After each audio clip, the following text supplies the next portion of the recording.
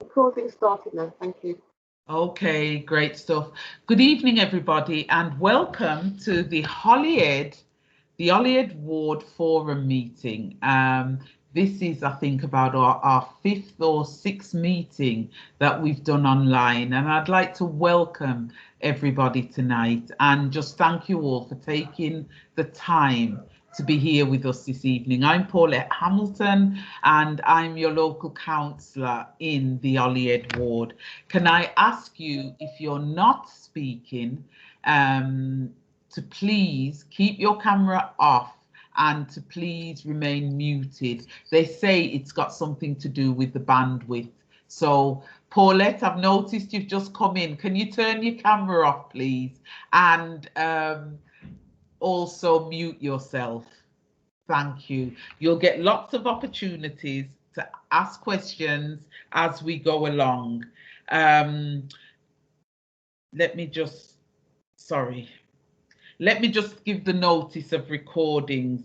Residents listening or participating in the online meeting to be advised that the meeting is being recorded and will be used for subsequent broadcasting or for future broadcasting. So please, if you have anything that you don't want out there, please do not say online, because it will be put out as it stands now. Now we have a number of eminent speakers tonight, but I'm really pleased to tell you that Justin Varney, the Public Health Director for Public Health, is here with us tonight, and he will be speaking, I'm pretty sure, about COVID issues. So Justin, I know how busy you are, so can I ask you to please come in at this point? Thank you. Thank you, Councillor Hamilton. Yes, and thank you for having me at your ward forum. So what I'm going to do tonight is just give you a brief overview of where we are in terms of COVID case rates. I'll talk a little bit about what's happening with testing. I'll also talk about vaccination uptake, and I'll talk about what's going on specifically in your ward. I am working on two screens at the moment, so that's why you're getting the impressive beard side shot, because I have to look up here for some of the numbers. So apologies for that if I'm not looking at the screen all the time. And I will just try and give you a little bit of extra light as well. There we go. So where we are at the moment is case rates in Birmingham are coming down very well. Up to the 12th of March, in the 7 days preceding that, we had about 76 cases per 100,000. That's down from about 89 cases the week before, and we're dropping at about 20% a week now. Now that's slightly slower decline than previously, but it is coming down well. We're currently ranked 48th highest in the country out of 150 local authorities. And we're seeing the majority of transmission at the moment is happening in households, between people who live together or in workplaces. We are also seeing some signalling, some signs that people are becoming exposed potentially through shopping spaces as well. We have seen recently case numbers rise in children. School-age children, particularly secondary school-age children, but not significantly. And what we're not seeing is that linked to them being at school. It's actually much more because we are getting more children testing now, and therefore we're finding the COVID that's there rather than the transmission happening in the school. So I do expect those numbers that will come down relatively quickly. In terms of hospital admissions, we're down to about 30 new admissions a day of patients with COVID into hospitals in Birmingham.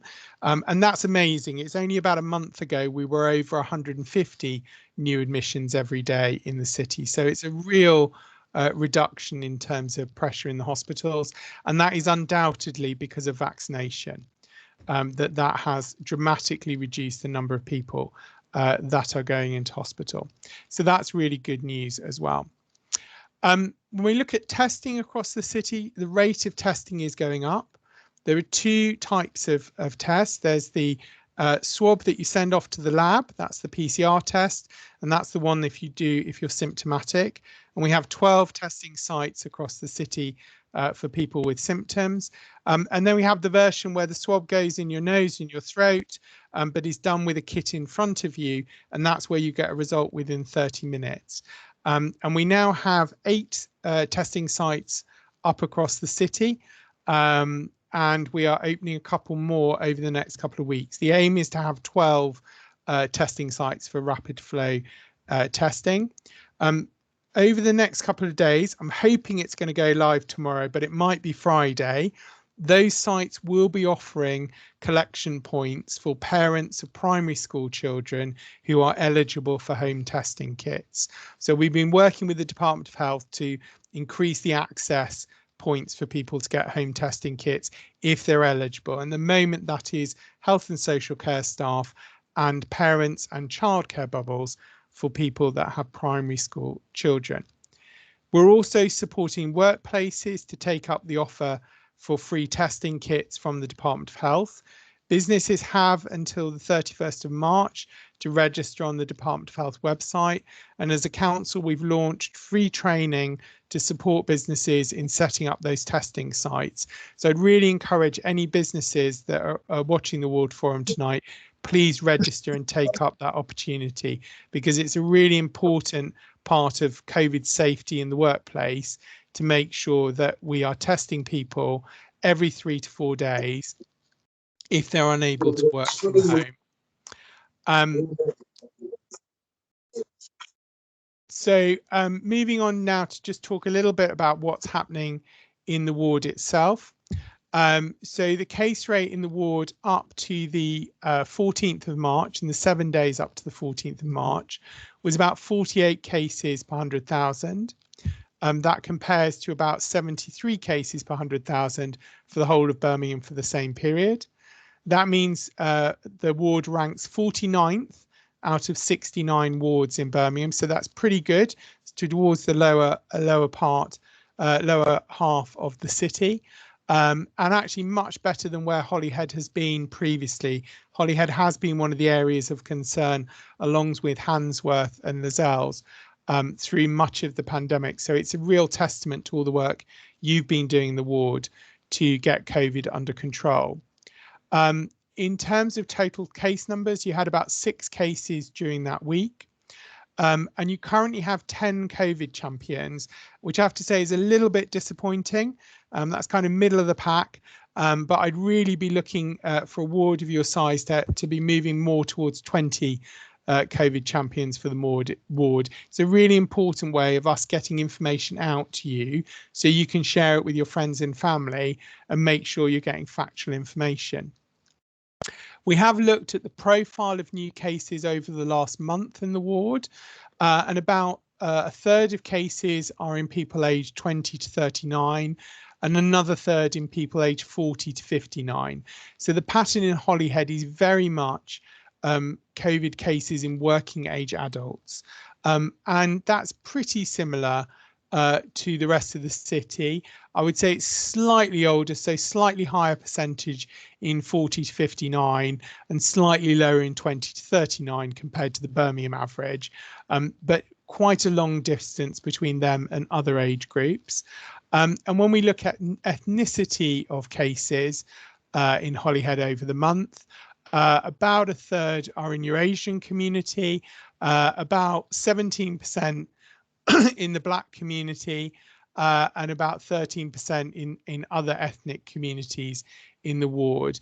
And I think that very much reflects some of the demographics of the ward rather than anything else particularly, and is slightly different to the overall picture for Birmingham. But as you know, Holyhead is slightly different to many other parts of Birmingham, like Sutton Coldfield, which have a much larger white population, for example. So I'd say what I'm seeing in this is that the majority of transmission is probably happening in workplaces in the ward. And that's one of the reasons we are so keen to see workplaces offering regular testing. The final thing I wanted to just touch on was vaccination uptake in the ward. Overall, vaccination uptake across the city is going well, and we're seeing more and more people take up the opportunity to be vaccinated. We know that the vaccine is safe, and despite some of the news around clotting risks, and I was on a call earlier today with the Chief Medical Officer for England, we are seeing clear evidence that the vaccine is safe for the age groups who are being offered it at the moment in the UK. And we have not seen any evidence of the small number of clots that have been identified across Europe. There is ongoing work to explore this in more detail, but if we were going to see that as a common side effect, given the hundreds of thousands of people who've had the vaccine just in Birmingham, we would have identified it by now. So we remain confident that the risk is very small, and may just be an association in time rather than actually being linked to the vaccine itself. In terms of the uptake in the ward, just looking at the data that I have, the most recent data for the ward, about 77% of over 80-year-olds in Holyhead have had their first dose of vaccine, and about 75% of 75 to 79-year-olds, which is really good actually. And I think we're seeing that improving. Where I have some concerns is uptake in people who are clinically extremely vulnerable. This is people who've been shielding through the pandemic, and the uptake in Holyhead is only 68%. And the reason that makes me concerned is that this is the group of people who are most at risk if we have a third wave. And what we can see across Europe at the moment is that there are countries like Italy where we are seeing a third wave of COVID developing. They're much further behind us in terms of vaccination. And sadly, we're seeing numbers shoot up in their hospitals and increase in terms of the number of people who are dying. We know from the first dose of your vaccine, within 2 to 3 weeks, it takes effect and your risk of dying really drops down. But you need that second dose to make sure you don't catch COVID. So first dose, think of it like your GCSE in COVID, and your A level is the second dose, and you need your A levels to be really competent in something. So I think that's a really important point to get across. And I hope that over the coming weeks, we will see the uptake improve in that clinically extremely vulnerable group in Holyhead, because I think when I look at this compared to other parts of the city, that's the group where you're lagging a bit behind, and I'd really like to see that improve, because we don't want to see another wave sweeping through the city and costing us more lives. And just finally, I think it is important to reflect on how big the issue has been for Birmingham. To date, over 2,800 people have died from COVID. That's where it's been written on their death certificate. And I know from what Councillor Hamilton has shared with me that many of those were in Holyhead ward. So as a ward, you have been impacted by this. Many of you will know people who have died and sadly lost their lives to COVID.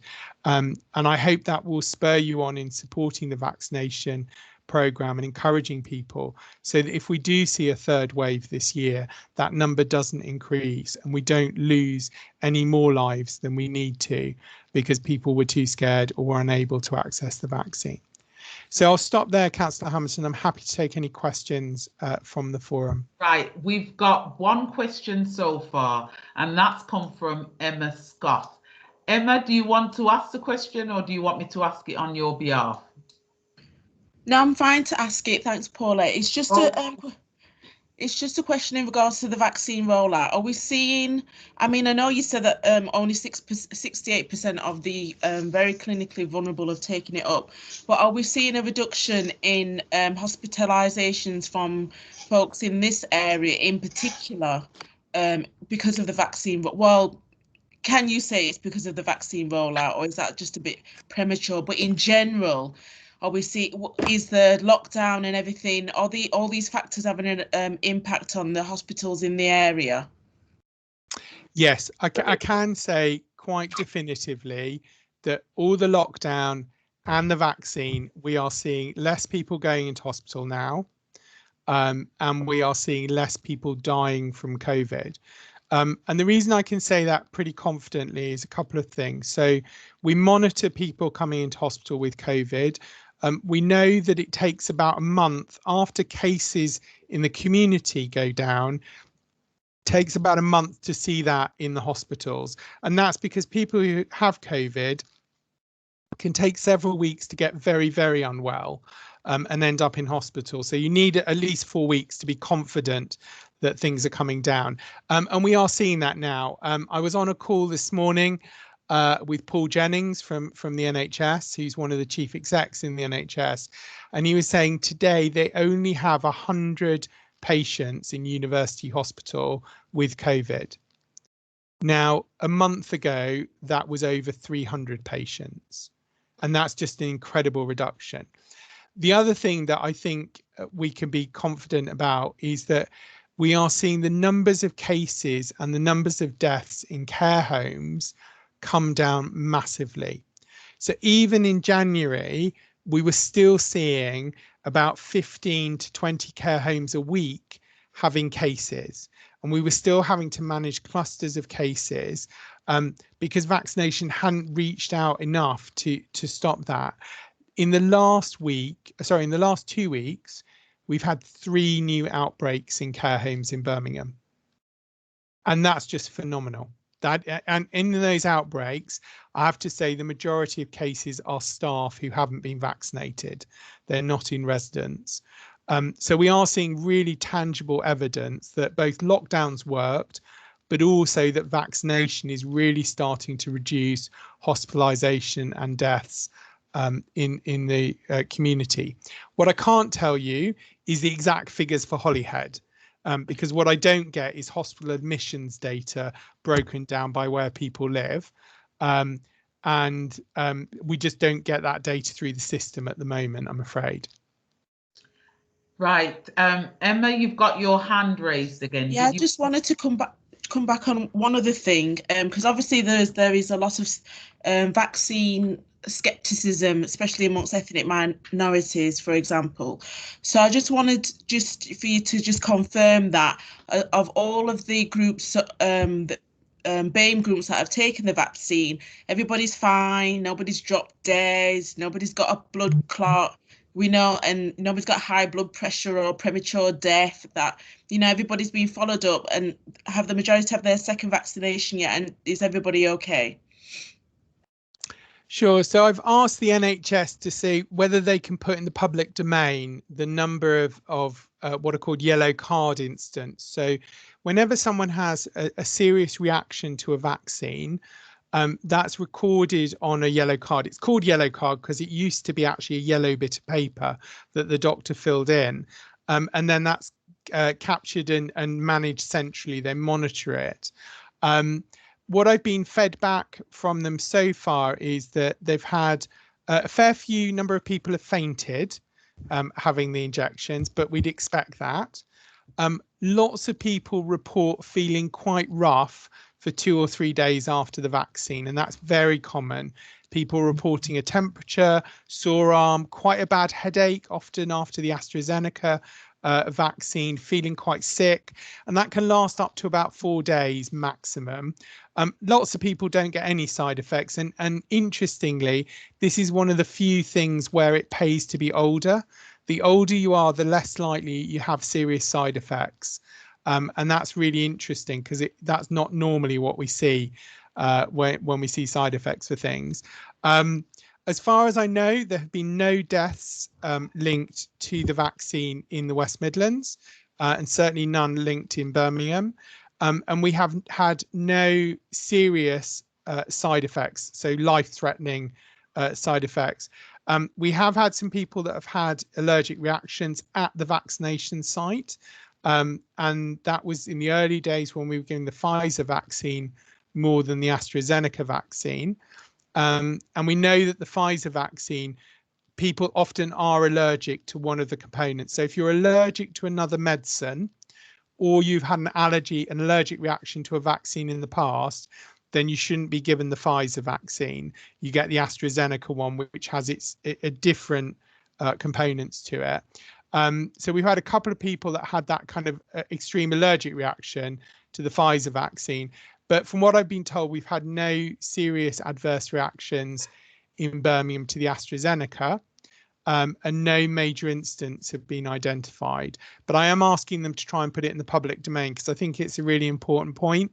If we can publish that data on a weekly basis or on a monthly basis and let the public know how many yellow card reports have there been, has anyone ended up in hospital after the vaccine, then that will increase confidence and trust. But as far as I know, we haven't had anyone who's ended up in hospital because of it.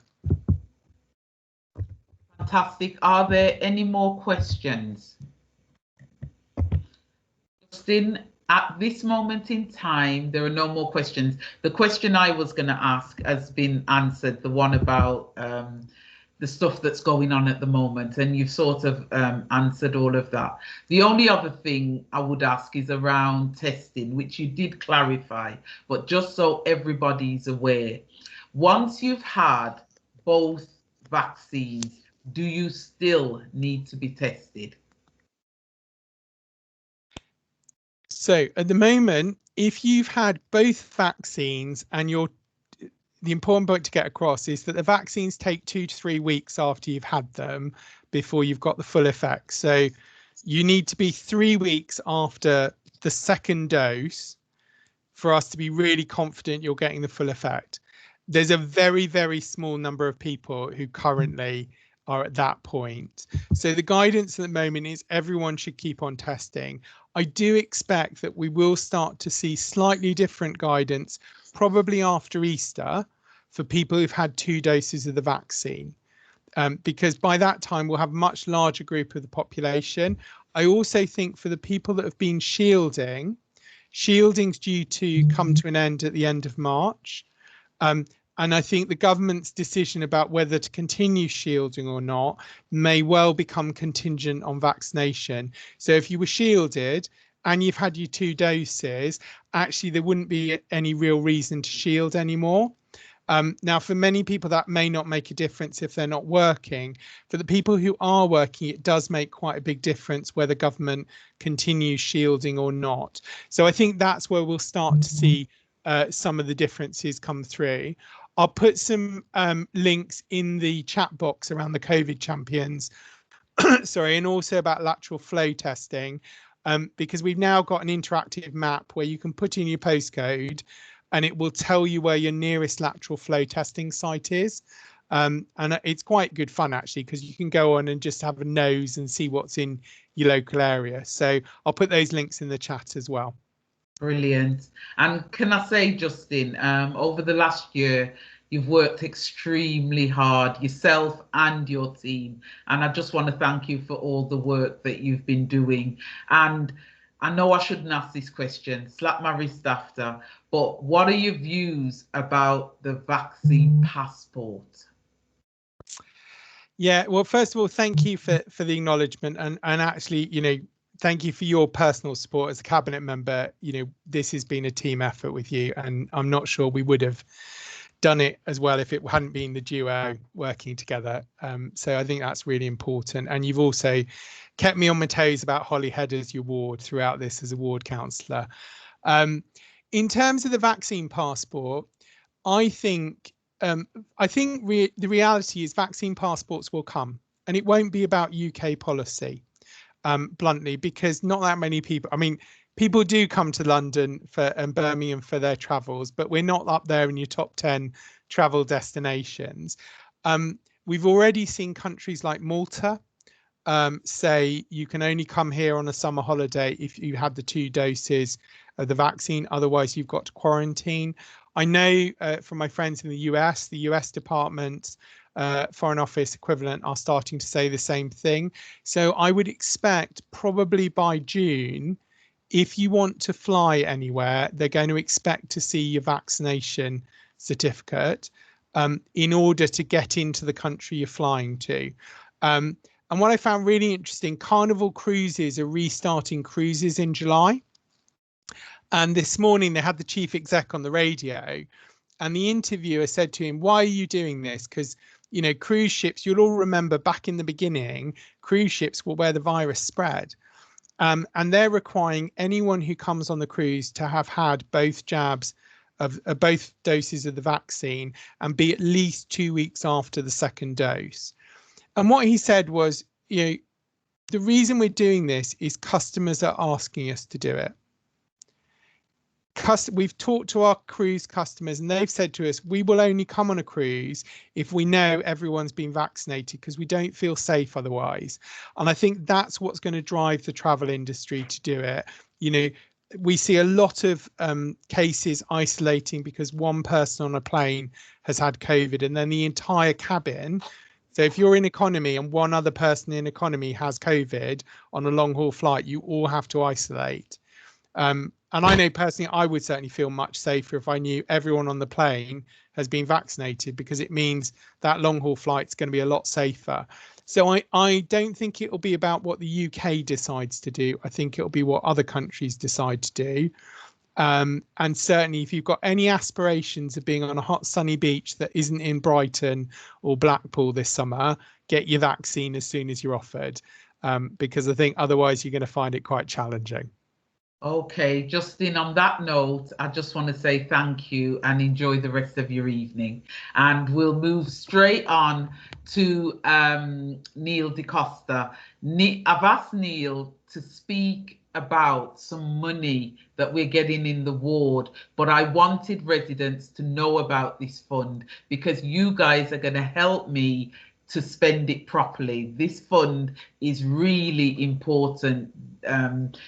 It's something that I'm passionate about, but I do want residents, I want to hear their thoughts. I want to make sure wherever we put the funding, it is in the right places. So Neil, over to you. Thank you, Councillor Hamilton. So there are two things that I'm going to update on everybody, and good evening to you. One will be the Celebrating Communities Fund, and that's linked to the Commonwealth Games. And also I'm going to give you a brief update on the neighbourhood network scheme that runs throughout Perry Barr constituency. So what I'm going to do, I'm just going to hopefully load a presentation, which I hope you'll be able to see shortly.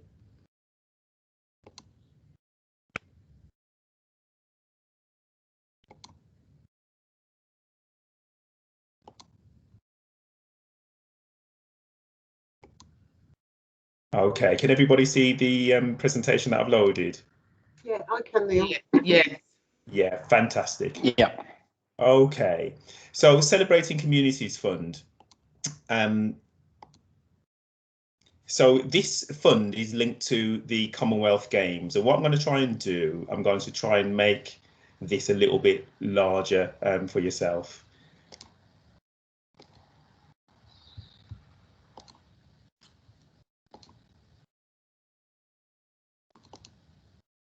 Okay.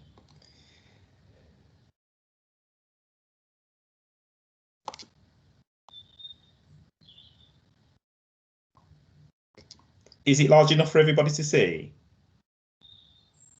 Yes. Yes. Yes, fine. Neil, yeah, you carry on. Okay, fantastic. So Celebrating Communities Fund. So this fund is linked to the Commonwealth Games, and it's going to be available across Birmingham's 69 wards. So Councillor Hamilton is very happy to announce that Holyhead ward is one of the recipients. So the fund is open to residents and community groups to apply for. And basically what it is, one of Birmingham's priorities is about citizens gaining benefit from the Commonwealth Games. So you will see that there are 3 themes for the fund. So there's Get Active, there's community games, and there's also the opportunity to develop things around heritage. Okay, so one of the themes is Ready, Steady, Fun. So you can see that there's an opportunity for a lot of the activities that you do within communities that's around getting active and encouraging communities to get out and participate in sport and physical activity. So there's an opportunity to do that as one of the themes. Also, there's an opportunity to celebrate culture. Now, one of the things that you would know about, particularly in Holyhead Ward, is the diversity of Birmingham. So the fund will enable citizens and organisations within the community to actually put on activities which encourage communities to get out and active, participating in sports and recreational activities. And I know that some of you will be thinking and very, very cautious because of the fact that, we're still in lockdown, and hopefully we'll be able to emerge out of lockdown. But we'll talk a little bit more, as the presentation goes on, around some of the timescales, but there will be an opportunity to get involved in activities. Okay, so in terms of the funding, how it will work is that it was launched last week, and there's a timescale because there's actually going to be 2 rounds of funding available to Holyhead Ward. Now, it was launched last week, so what will have to happen is that the elected members have been briefed. I'm just giving you a brief overview of the funding this evening, and organisations will be able to put in application forms, and applications can be submitted either online or in early April. What we're going to do, we're going to circulate those applications to community organisations and citizens to put forward their proposals. Once proposals are received by the council, what we will do, we will appraise them. If there's a need to strengthen any applications, we will give organisations the opportunity to strengthen the applications and resubmit them. But for those applications that are considered to be relevant to the ward, relevant to the community, and quite strong in terms of what you're seeking to do, these applications will come back to the ward forum. So the people that are proposing the activities will have an opportunity to present at a ward forum meeting, which is going to be specially themed for Celebrating Communities Fund. And then at the meeting, those that are participating in the meeting will have an opportunity to vote for the proposals that they would like to go forward.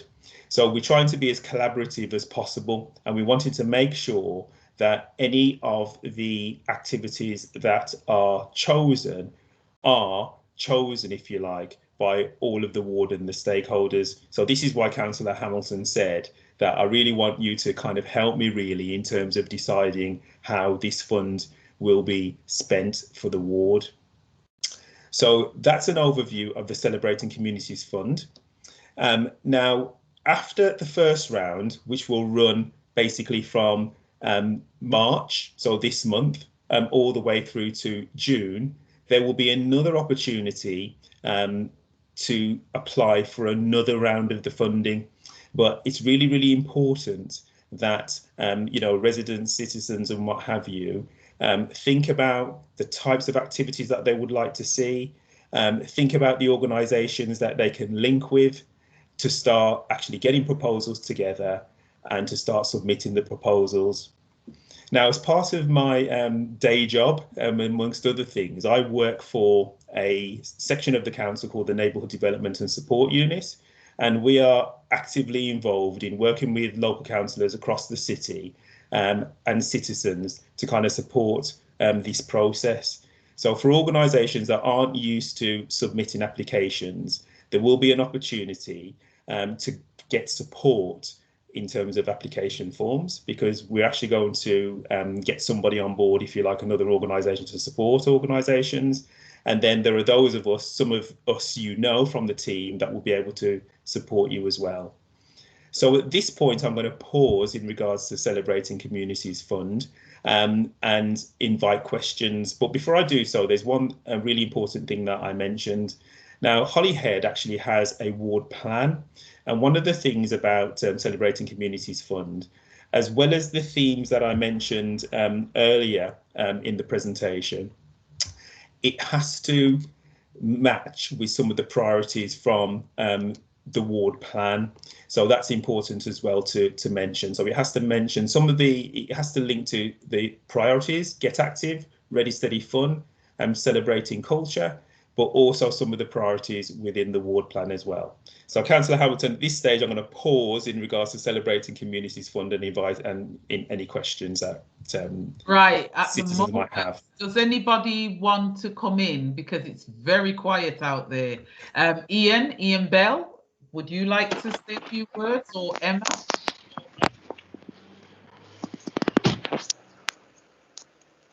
Ian? Emma? Hello. Oh, hello, Ian. Paulette. Sorry, I'm having a bit of trouble with my microphone there. That's okay. No, we haven't got anything particularly planned for the community on that one at this moment anyway. Right.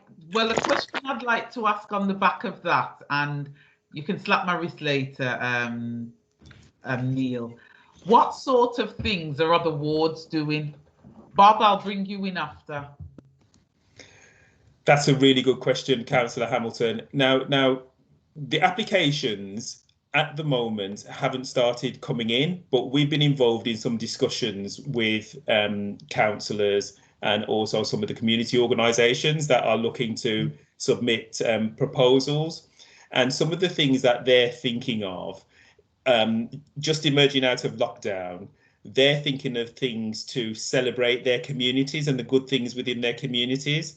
Another thing that they're thinking of is the fact that a lots of their wards, the communities represent the Commonwealth. So what they're saying is it's not necessarily about the sport side of things, because the games is athletics focused and it's all about sport.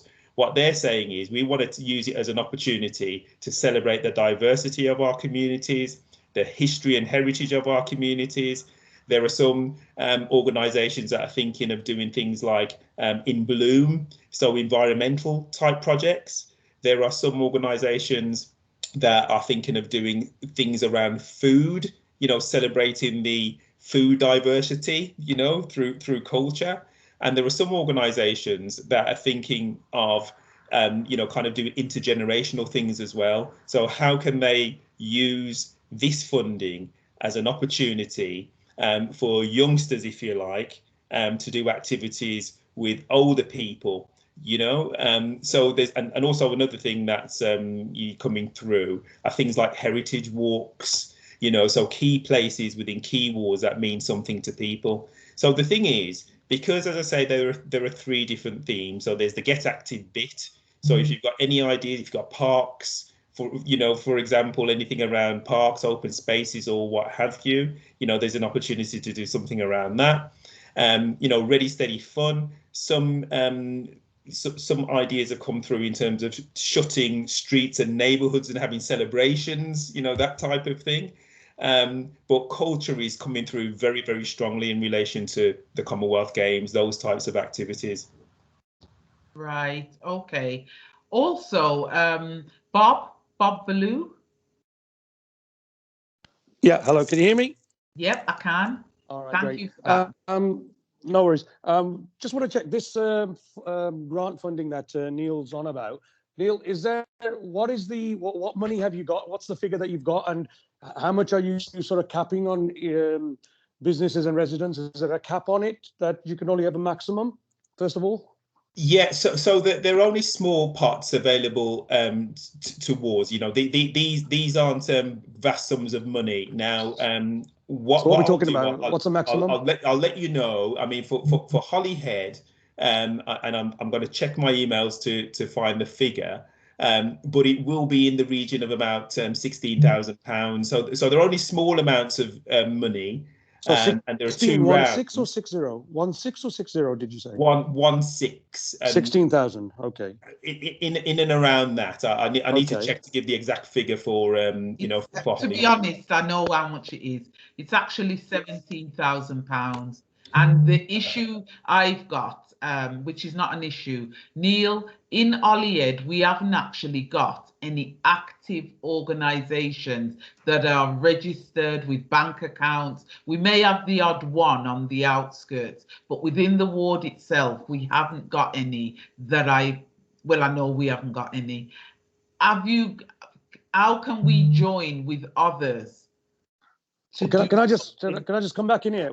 That's 17,000 total, or that's your grant, or is it 70,000 per Bob, application? 17,000 total. That's all you've got to give Yeah, to it's share. not a lot. It's Oh, just right, for so little okay. community groups to do things in the ward, to get for a bit of a feel-good factor, get the community together, doing joined up things. But normally the issue with these small pots of money, you have to have a bank account for the money to be transferred into. And in Holyhead, many of the organizations, even though they do things, they haven't got proper bank accounts. They're not they're not oh, there's a word for it. They're just not constituted. That's the word. Well, I think we can help you there, because with the bid being a community company, we can apply for it and then share that with your these are smaller organizations, so we can sort of work with you on that side. So we've got all the paperwork and the credentials, put in an application for the area, and then likewise, if that gets approved, then through councillor, you can say, look, I like this person's, and that we can then share that and drip feed that if that works for Neil and the team. Bob, I actually think that's a brilliant idea. So what I'll probably do is speak to you offline and see if we can rope a few people together to actually look at this in more depth, because I don't want us to lose the money, but I do. The reason I wanted it brought up tonight by Neil is because I want people to start thinking about what we can do, and then we'll find ways to channel it into the ward. Well, as you know, we already do the In Bloom for the Soho and Holyhead area. So, like you said, that we've got already programs, because we do the Diwali, the biggest Mela outside London. So we have all these things, and I mean, you're saying it's a little bit of money, but every little bit helps. So, councillor, if you can have that liaison with myself and Rakesh and some of the directors, we'll definitely want to progress that, and we don't want it wasted, and because of people's clerical, they haven't got the time. We've got the setup. We know where we want to spend the money. We need it spent on in our area, and we'll keep for that. We've also got members, Jenny Brown, who's very keen on the Bloom, the things you do on Soho Road and Holyhead Road itself, actually going into the ward. So let's have that offline, because no worries. That's the way forward. I have had another hand up. Councillor Hamilton, can I just come back on that before the other person? And you have to forgive me because I'm gonna have to leave in 5 minutes or so. Yeah. But on that, Bob's already alluded to one of the solutions. So basically, I wouldn't be too worried about the fact that you don't have a main neighbourhood forum, for example, or a community development trust or something like that in the area, because what other wards are doing, and what my advice would be, is that you will have things like faith organisations, some of which will be charities.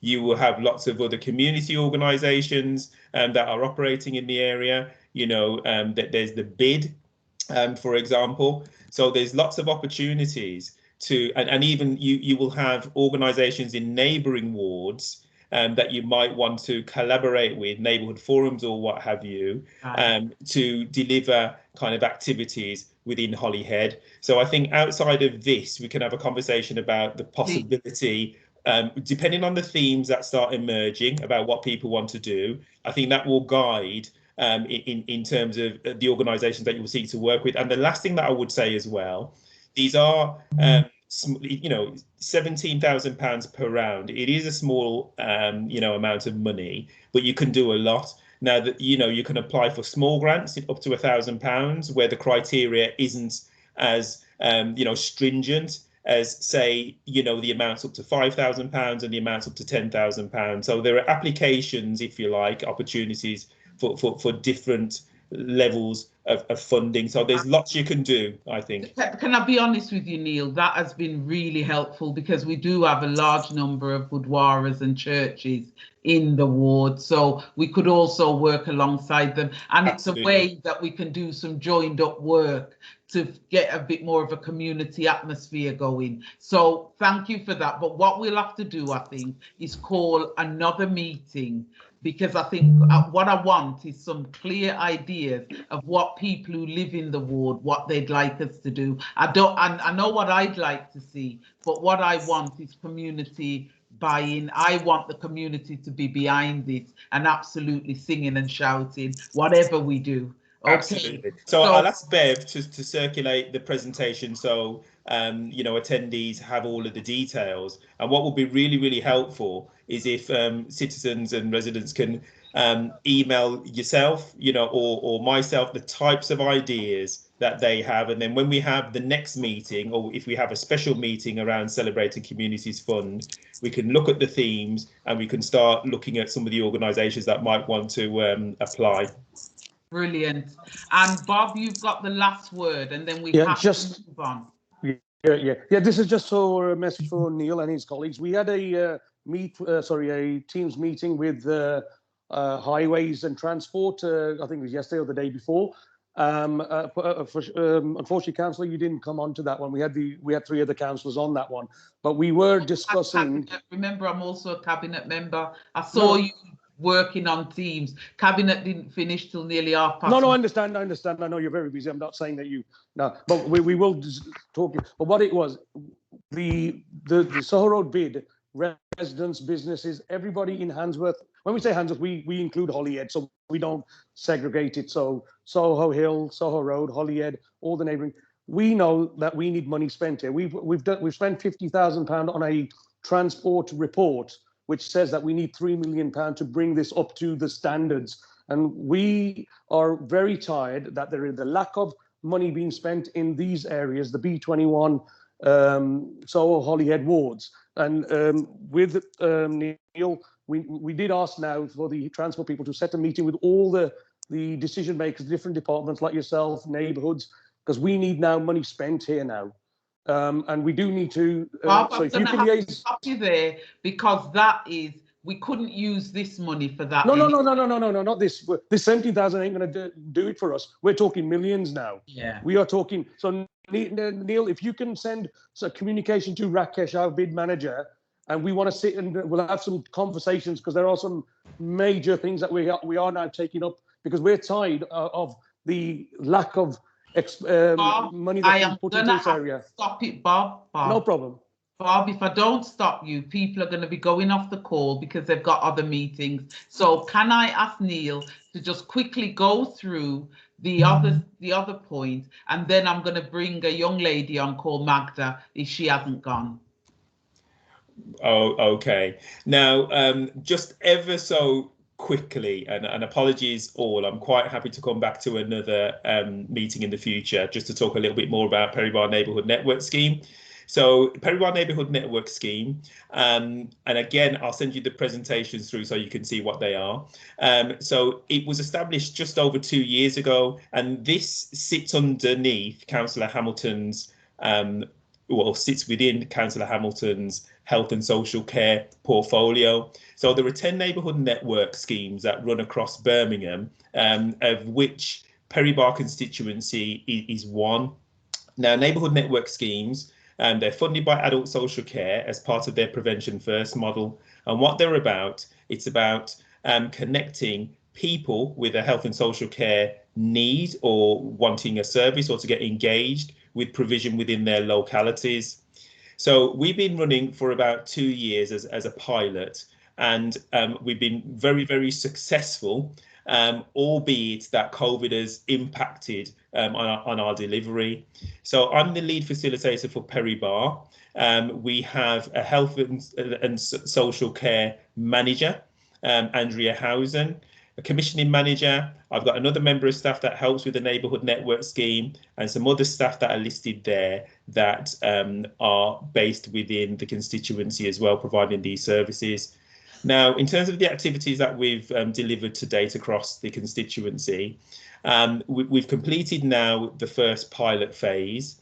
We've had over 30 emergency support projects. So just to explain that when COVID-19 unfortunately hit across the world, and particularly in England and in Birmingham, what we had to do, we had to change our provision to emergency assistance and support across the constituency. So there were many organisations that changed what they were doing due to lockdown, and what they started to do is to do things like provide a food response, collect prescriptions for people in need, and provide lots of support. The community response has been unbelievable in terms of how people have pulled together, to support each other during COVID-19, and we funded some of that. So I'm not going to go through all of the points. You can, basically see some of the things that we have done.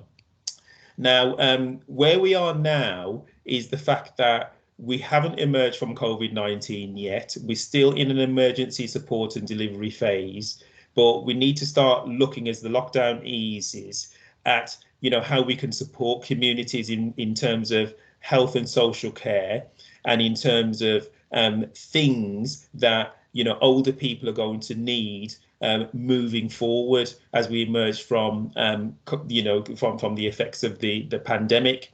So what we're doing at the moment, we're looking at priority need. So what's really interesting, there are things like digital poverty that has been a problem.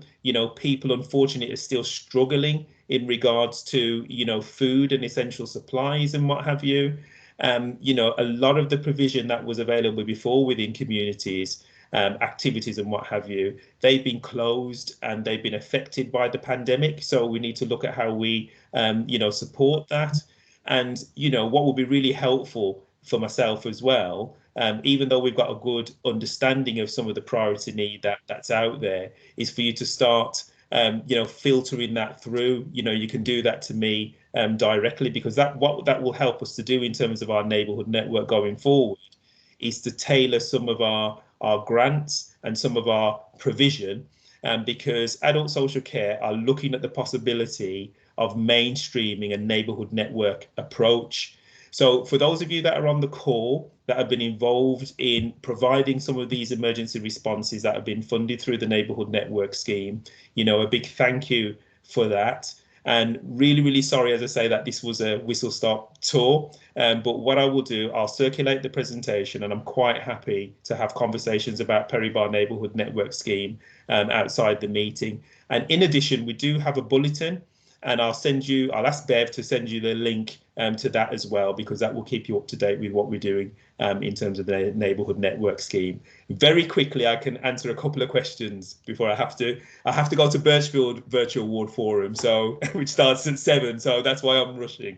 Sorry, Councillor Hamilton. Well, at the moment, there is only one question from Emma. Emma, over to you. Where do you engage with these, other than you giving these presentations, which are great, thank you, very good presentation.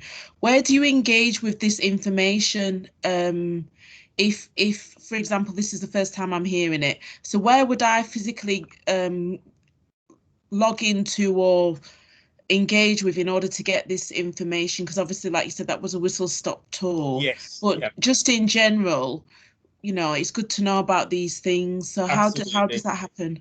Yeah, sure. So it's been a pilot for the last 2 years, and what I'm going to do, I'm going to make sure that you have this presentation and you have a link to our bulletin. In terms of the calls for service for the neighbourhood network scheme, they usually come through adult social care, because it's linked to social work. So the reason why they were set up is that social workers that get calls to service, what they were looking to do through adult social care is to link people with opportunities and provision within their localities. So maybe the reason why you haven't heard about it is because it's very service driven, and it's usually the social workers that, if you like, connect with the network. But now we're more established, what we're going to do, our communication strategy is getting better, and we'll roll out the the information. And that's one of the reasons, as I say, why I'm here today, to start kind of spreading the word about what we're doing. Right. Neil, I know you have to go because you have to join Councillor Hussain. So I'm going to cut you off at this point. Thank you for coming along. And it's not easy trying to split yourself 2-3 ways. So thank you for coming along. We will as per usual, you will be back and you can fill us in a little bit more on what's going on. Any questions that anybody may have, we'll put Neil's email address into the box and they can ask the questions. So Neil, please, you go off and join Mr. Councillor Hussain, because I don't want him. Thank you all. Thank you, Councillor Hamilton. And we're going to move swiftly on to Aisha. Sorry. She's going to talk about the census. Aisha Rahman. Now she's just started, haven't you? When did you start? You're on mute. You're muted. So hi, so I've been working on the engagement side of the census since September, but the actual activity of it becoming live is only, the actual census documentation has only become live to the public since the 3rd of March. Right, so I'm going to hand over to you to just explain a little bit about the census, because I'm just saying to everybody on this call and anybody who will be subsequently listening to it, I am worried that the residents in Holyhead will not engage with the census, and because I haven't been able to do what I normally do, I'm really worried that the community won't engage. So Aisha, over to you. Okay, so so what I'll do is I'll try and do a brief summary of what's happening in the census and what we're going to be doing over the next few weeks. So for the people that don't know what the census is, so it's a survey stroke questionnaire that happens every 10 years, and everyone in England and Wales is expected by law to partake in the completion of this document. Now, the reason we do a census is because it plans and it allocates resources and funding to the appropriate communities and ethnicities and charitable organisations, and basically things that we use in the day-to-day life in society. Now, before we publish any statistics, we make sure that they don't include any personal information. So when we do publicise the statistics in 12 months' time, it will have no personal information. That personal information is collected from you if you do the form manually, as in a paper form, or whether you do it electronically, and that is stored away on a server securely for 100 years, and is only released after 100 years, and the detail of it would then be your name, your address, and details about your family. And the reason it's released after 100 years is because if anybody is then trying to trace their family tree or sort of find a trail of people from their past, it's there for that reason. And historians use it as well when they're studying populations and things. So as I've said, it is legislated by law that everybody completes the census, and it was obligated by law in 1920. So the bit that's a little bit more relevant to you is the type of things you would use the census for in day to day. So it shapes the government use it to shape the policy within society, and it does that by studying what the population is, how many people there are in the population, and where the resources should be allocated in a fair and equal manner.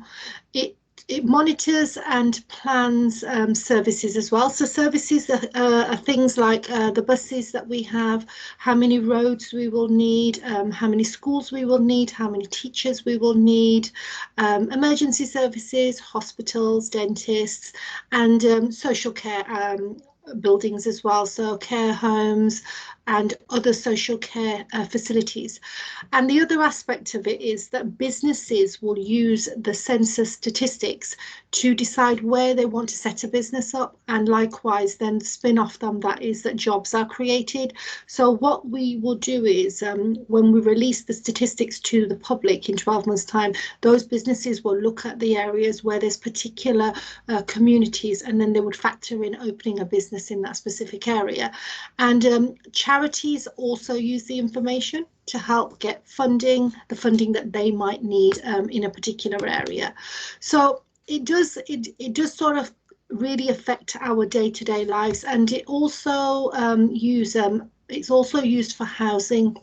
So it's used to make sure that we have the right housing, accessible housing, and affordable housing as well, based on the community and how the census is completed by the residents and the citizens. And it'll also look, as we've explained, libraries, waste collection, and the things that kind of make our society just that we can function. So what we're actually doing at the moment, so my role is over the last 5 months has been, I've been engaging with places of worships, I've been engaging with charities, local groups, and we have people that speak various languages that have been doing a lot of engagement work in the background. And this engagement work is to sort of create the knowledge and the awareness of the census and to encourage citizens to complete it. So this Sunday, the 21st of March, is Census Day.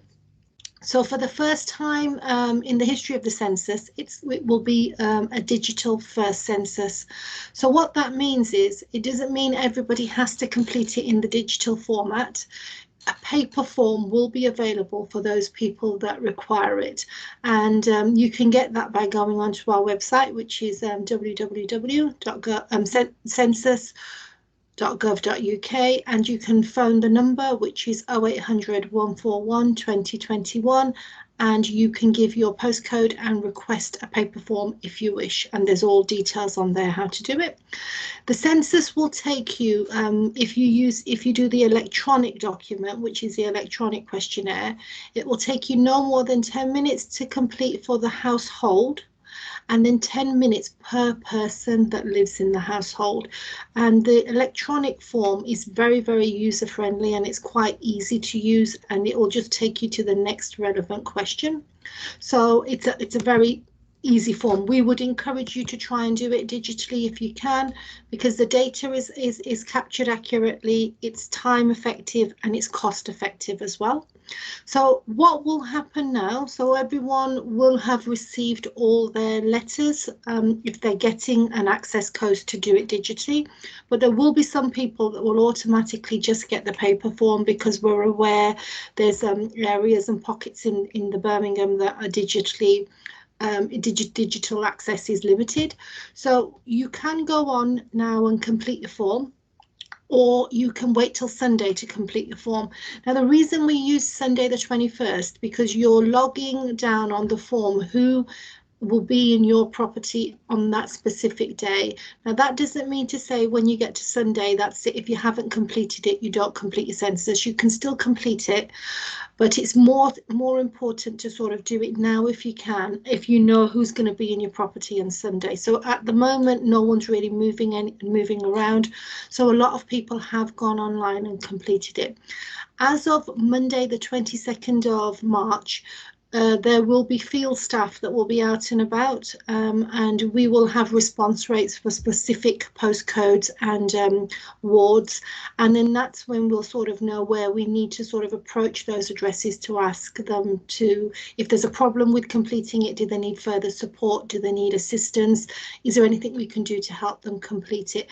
Now, these staff that will be working in the field staff, they will be all protected with the correct PPE. They will do it in a socially distanced manner. They won't complete the form for you, but they will direct you to where you can then obtain support to get the form completed if you need it.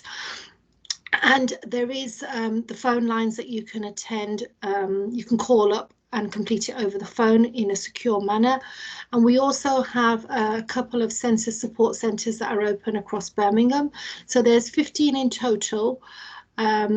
And in your particular area, the closest one will be Lozells, and that is the Community Foundation, which is on 20 St. Silas Square, Lozells, and that's all on our website as well. If you wish to actually go into a centre and have somebody complete it for you, you'll need to make an appointment so that there's not too many people in the building, and those computers will all be cleaned up for you to actually go on and complete it yourself, or somebody can do it on your behalf. So that's kind of the snapshot of what the census is. You should have all received your questionnaire, as I said, or your access form. If you haven't, you can ring the number 0800 141 2021, and there'll be support for you to get a replacement code or a replacement letter. And if you need any further support, that's on the website as well, which is census.gov.uk under the help section. And the next bit is that we really can't have a successful census without the community completing it. So we will just really sort of plead with you that please complete this form, because don't do it for me, don't do it for Councillor Hamilton, do it for yourself, because it is your voice in society to have the resources that you need. So if we get an accurate number in a particular area, the resources will be allocated to the right people at the right time. But if, let's say, we get 60% of the community complete it in Holyhead, then you're never going to, the resources are going to be so limited because you never knew how many people were there. So the misconception of your data is stored and it's kept and it's a policing exercise. Absolutely not. It's all anonymized, it's held securely, and it's only released 100 years later. And that's over to Councillor Hamilton. Yeah, I just want to say the reason I'm so very keen for residents to complete this is in areas like Holyhead, we have a lot of needs. The health inequalities, the housing issues, the issues with not so much with education, but the problems that people have with education because of some of the other issues is immense. Money follows problems, and if problems are not highlighted, the funding will not follow it. So it's important, I want to emphasize that everybody tells other people, puts it on the different chat groups, wherever possible, please complete that census form. Is there a set date that the form should be completed? Right, so by? yeah, right. So the answer to that question, so there's no specific cut-off date, but we would encourage you to complete it before Sunday if you can. If you can't, you will still have from the 22nd of April till, sorry, the 22nd of March till the 22nd of April to complete it via one of the avenues that we've discussed. After the 22nd of April, the fourth and final reminder will come out, and that's when it goes into what we call non-compliance, and that's when it can become a legal matter, and there is potential fines that can come into play if you are then prosecuted for not completing it. We don't want to go down that avenue, but that can happen in some instances. So really you have till Sunday, and then beyond that, in answer to your question, you still have 4 weeks to complete it. And then is there a set date? Right, that's all been answered. Aisha, thank you. Okay, so thank you for having me. If there are any other questions, I'll ensure that you receive them. Absolutely. But you've done a brilliant presentation. It's really straightforward, and I think no one's asking any questions. So we're going to move swiftly on. Thank you for that. Okay, and thank you for coming. You're welcome. Okay. Can we move on to local updates? I'm going to move straight over to the Cllr officer for highways, and he's talking about trees and highway issues. Is he here? I'm not sure who it's supposed to be, Bev, but I'm hoping you will tell me. Hi, Councillor Hamilton. Hi, residents. It's supposed to be Keith Smith. Now, he has accepted the invitation, but he hasn't joined the call yet. So I've been trying to contact him in the background. He hasn't picked up. So do you want to carry on, and I can then pick up on the issues? I will. So that residents are aware, we have had some feedback from the police regarding what's been going on in the Holyhead ward. Unfortunately, Dom is on a day off and he cannot link into Teams via his system. So he has sent a written update, which Bev does have, and she will ensure that it's put in to the minutes, but I'll read it out. Holyhead Ward Brief Policing Update. Over the last few months, local neighbourhood officers have been busy dealing with violent crime, where we have seen incidents involving gun and knife crime. This remains an uphill battle, and West Midlands Police have recruited extra officers that have been drafted into the location to prevent further crimes. A number of investigations are ongoing. The local teams have been busy on the streets dealing with many reports of COVID breaches where fines, advice and direction to leave have been issued. This work is also classed as a priority due to the risk of infection and spreading across the community. The team have also foiled a number of cannabis factories in the ward and dealing with the property owners and managers to ensure there is no repeat.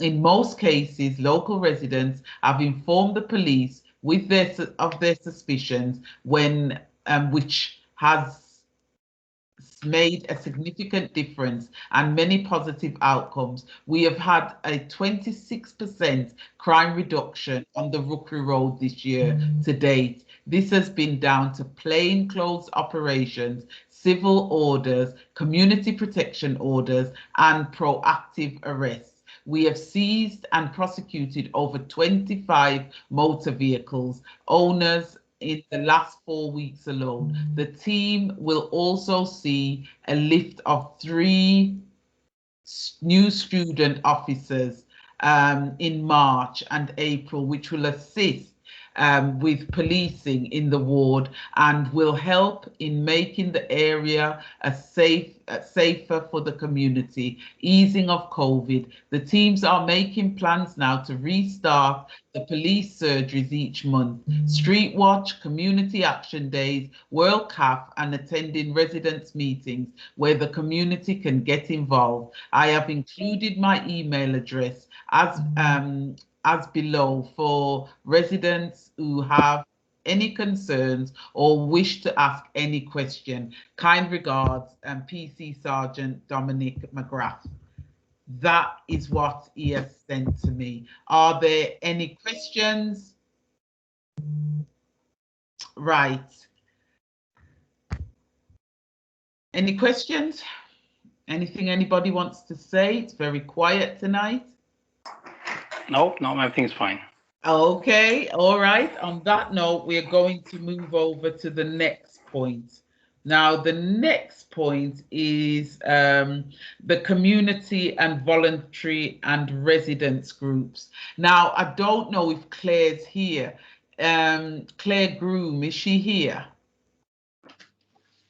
No? Okay, let me just discuss a little bit about what Cllr and another young lady called Raj has been doing. They have joined with the Answorth Wood residents in a community action group where they're looking at basically rubbish in the ward, and they've been working with the cabinet member John O'Shea and with other operatives to look at how we can make Holyhead a cleaner place to live. They've been doing some wonderful work, but they've attended, and I think it's 1 or 2 online meetings, and they will be part of a bigger group looking at this because the issues around waste and rubbish and dumping does continue to persist in the ward.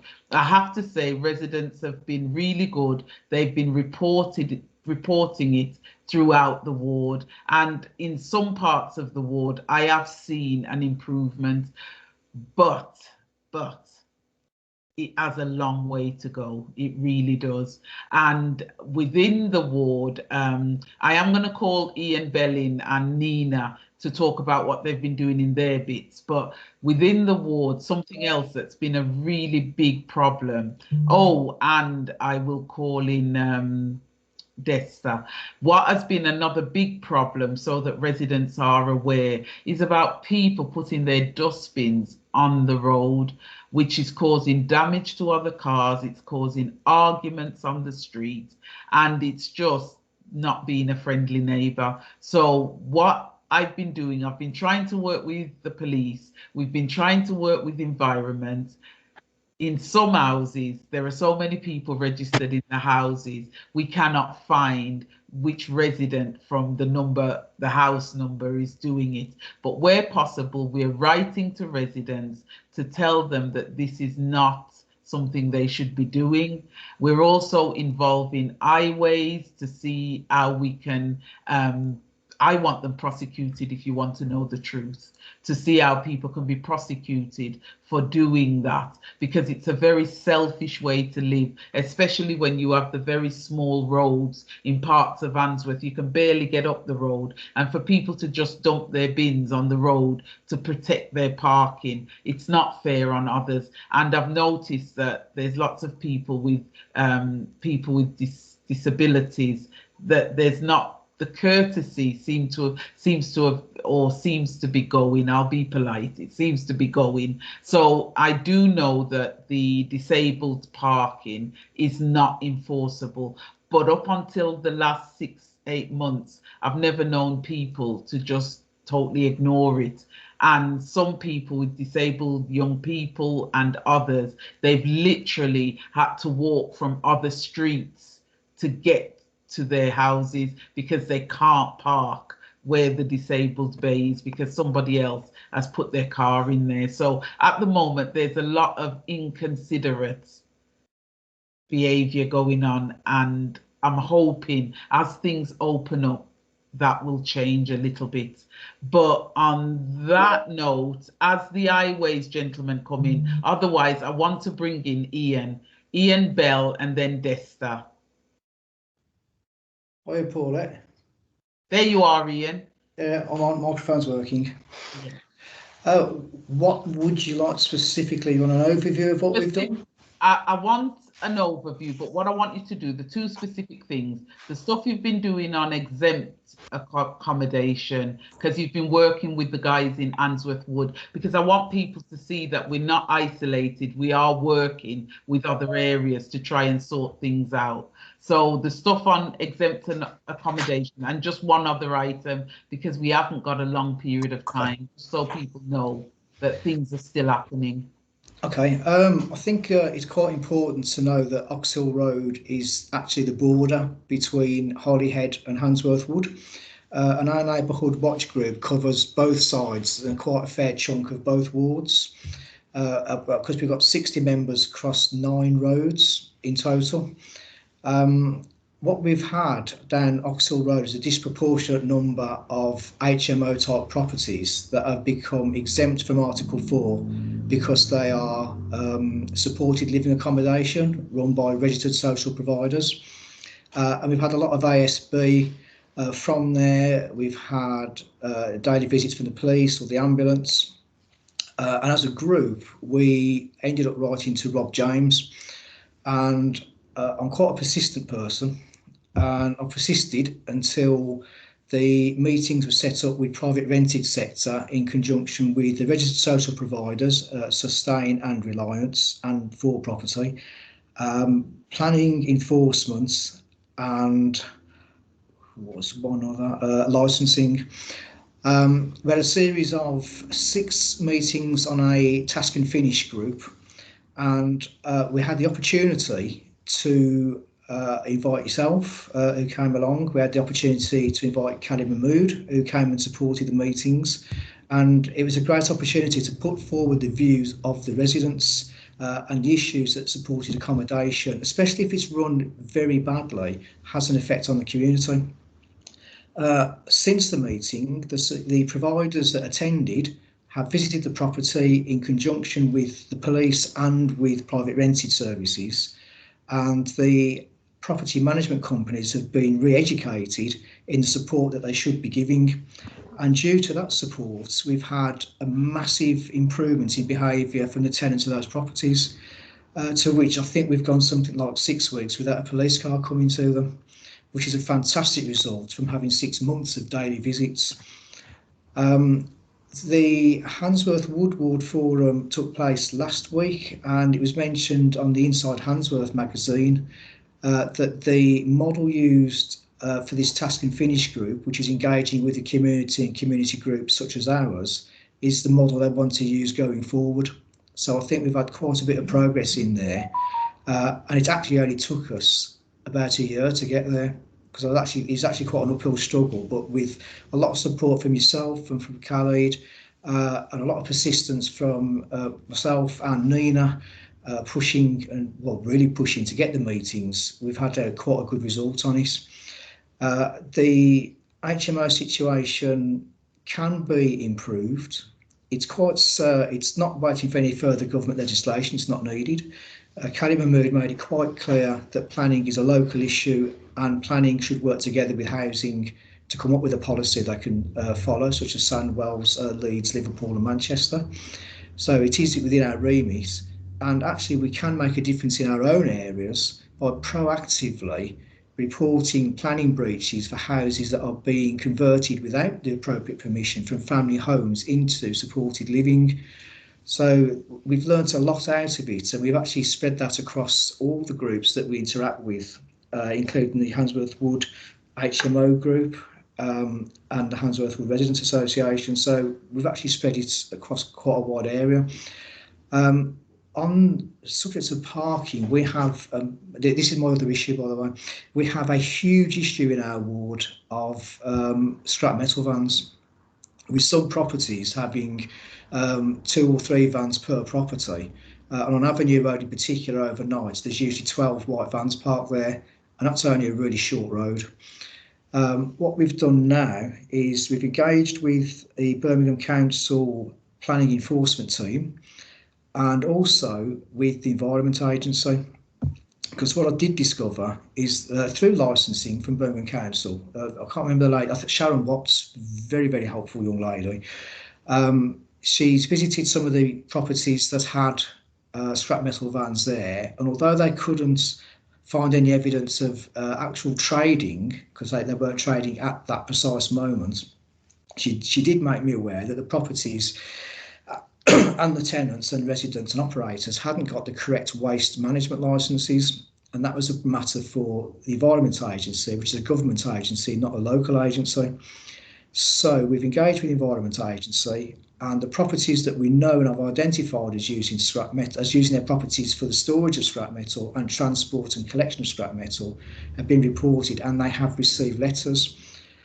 What we have done, because as I've come to realise in government that no one talks to each other, is that I've managed to get the Birmingham Council environmental planning officers to actually contact by phone with a 3-way conversation the Environment Agency officers, and they're now working together to look at the way that waste management licences can be enforce the properties to make sure they use the correct waste licences.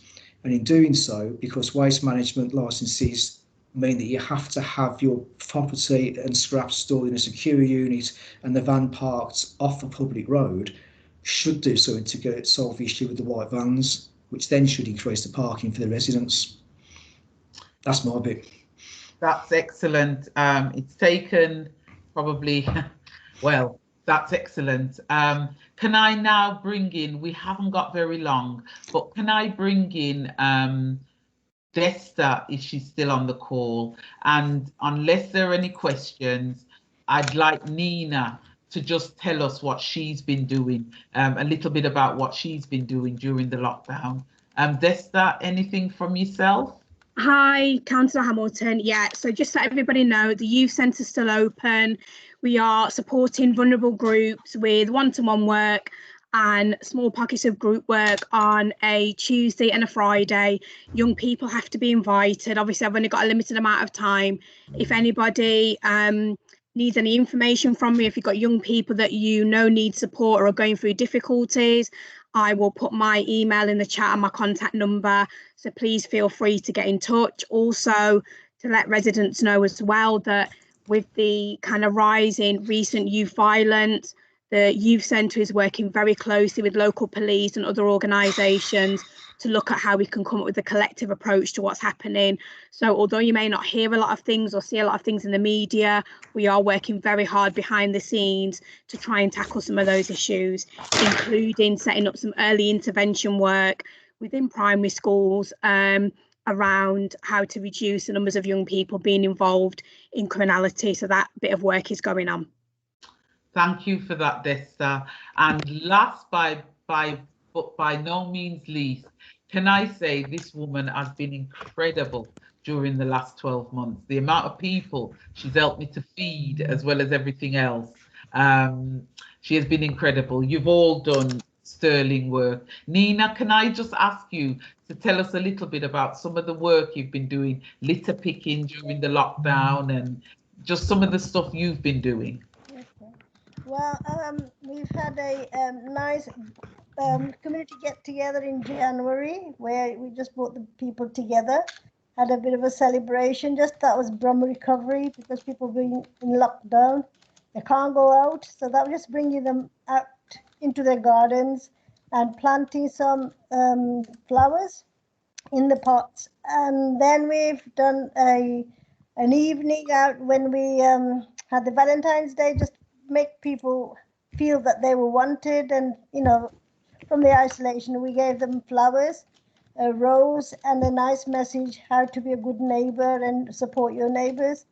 Apart from that, we also do a lot of pavement parking, so if people not parking their cars properly, we sort of report them to our local police.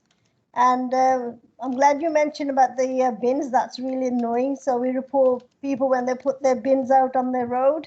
So we don't let anybody get away with it. So we try to be very active and do the things we want to do. So now we've set up a litter picking group so that we can actually clean our local area. I know it's a lot of cutbacks and things like that not everybody can actually come out and pick up their rubbish, but we have to make sure that our environmental place is quite nice and tidy. But also I'm looking at the grass verges as well, how people are destroying them, and that's another thing that we're looking at. Open spaces, how we can maintain them, because we get lots of things from our green grass, and looking at it's good for our mental health and well-being. So as a team, we're quite active in our area. We don't let go of things, we just deal with them. And it's good to do that. Thank you for that. We're going to have to end now, but the reason I wanted those people to come and just speak, it's because sometimes you may think there's nothing going on in the ward, but honestly, there's an awful lot happening in and around the Holyhead ward. And as the ward starts to open up again and we are able to start having the coffee mornings and move back to more normality, you will see some of the stars we've had in the ward that really, without them, I don't know how we would have got through the last year. So on that note, I just want to say, you guys know how to get hold of me. If there are any issues that you feel you can't manage yourself and you need a bit of extra support from somebody, from myself, please most of you have my phone number, or just email me and we'll get officers onto it. Thank you for taking the time out to be here tonight. I know Soho Bid want to work more with us. I want you to consider what Neil has said, especially the fact that we're getting this money, and I want us to do things that we can support each other in the ward. I don't want to pick it for you. I want to be able to say my residents in my ward picked this for themselves, and so we need to start those discussions. So have the discussions amongst yourselves. Come to me with any ideas you may have, and you never know, we might just make it happen. We've already had Soho Road Bid saying they don't mind being big brother and getting the money on our behalf and helping us to ensure that we spend it. So that's one good way of going. We've got lots of churches which I can get in touch with. We've got got 2 Gurdwaras, we've got temples, we've got all sorts going on in the ward. So let's work together and see what we can do to get that money spent. It's 2 lots of 17,000, I think. But let's just work together. And on that note, we're a little bit over, but I'm going to say thank you very much. Thank you for coming tonight. And thank you for being who you are in Answorth Wood. Well, Answorth Wood, in Holyhead. Sorry, I was in Answorth Wood for 15 years. For being who you are in Holyhead, because without you, it would not be the Holyhead ward. Have a lovely evening. You too. Thank you. Good night.